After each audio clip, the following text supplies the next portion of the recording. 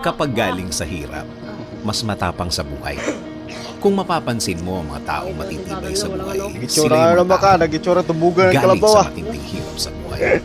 Mga naranasang grabe sa bigat ang mga problema na kung mararanasan sa buhay Morning, ng guys. isang simpleng tao, Ito ang susuko sitwasyon at namin dito susuko guys. talaga. Aayaw at aayaw talaga. Bigla na lang titigil at tatanggapin na lang talaga. ang nangyari. Pero, ang mga taong nag-decide na dumiretso lang sa buhay, sila yung Talaga suka yung matitibay putik. na.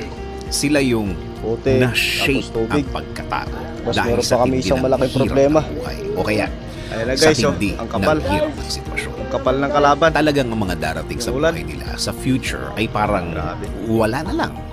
Tama. Manggaling na sila sa pinakamahirap, pinakamatindi. Oo naman, Minuto na lang, nasa babagsak kanila na, ang ipaparamdam desisyon na kung yung ayaw ambon. na nila. Pero,